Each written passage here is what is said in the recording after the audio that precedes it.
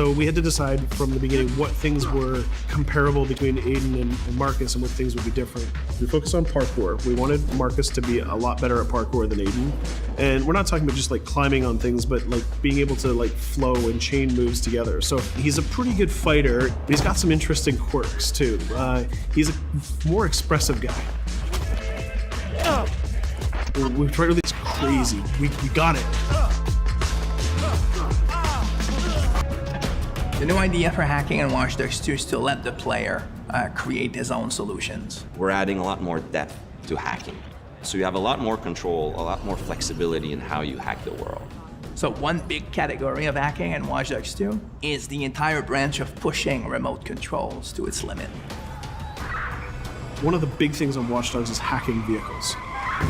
I think this is a real game changer because vehicles are everywhere in the world, and if you can hack into the drive system of a car, you can pretty much drive it wherever you want.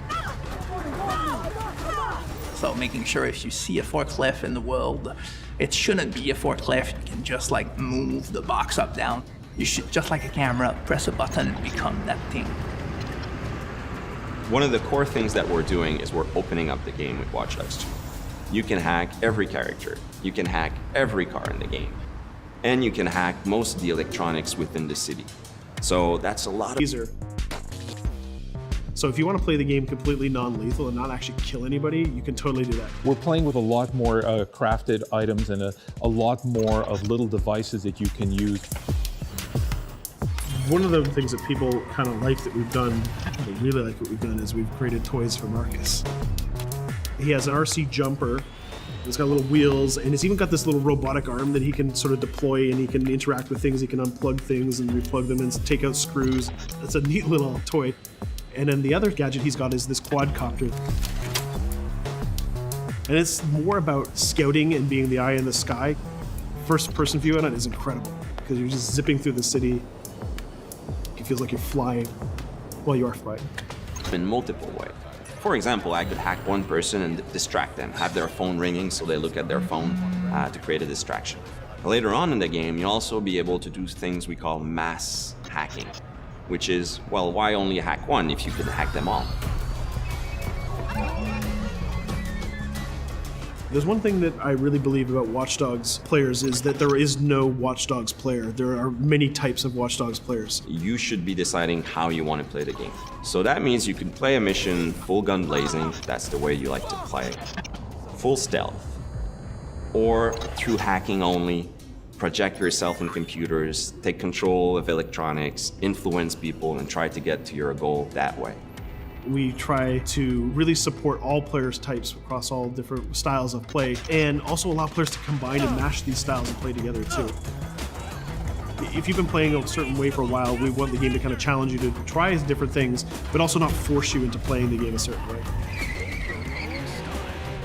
We work to improve the driving, make it more accessible while keeping all the different styles of vehicles and adding a lot of physics and feel to all the vehicles.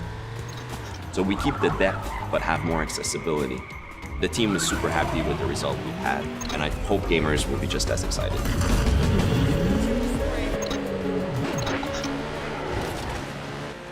We are very excited by the potential of what we call seamless online. We start doing that in Watch Dogs 1, so we're expanding on that.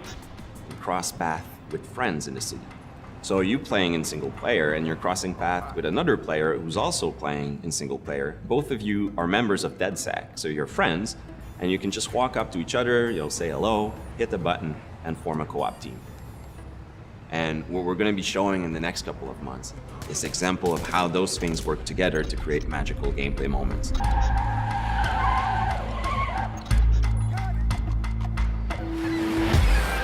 The city of San Francisco and the whole Bay Area is exciting. It's vast. You're going to find a ton of things to do that are unique to you. Basically build your own moments. You know, create a situation that you start laughing at and you say, wow, this happened, and you want to share it with friends.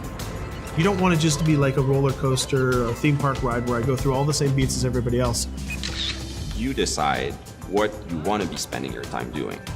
That can be multiplayer, that can be focusing on stories, that can be just exploring the world. Whichever activity you do, we're going to make sure you get rewarded to get you closer to the end game. That's kind of the promise we're making to gamers.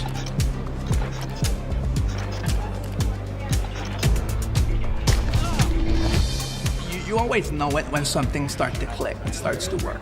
Everything changed. You stop seeing individual components, animations, or texture maps, or vehicles. You just start to see the experience as a whole. It changes on the floor. People get excited about it. This is it. It exists. We are always making the game with the player in mind. They have always been the driving force. When you come with a sequel that really earns its due, that really does a lot of new things, that has a lot of surprises, it's a great feeling. In the end, there's nothing more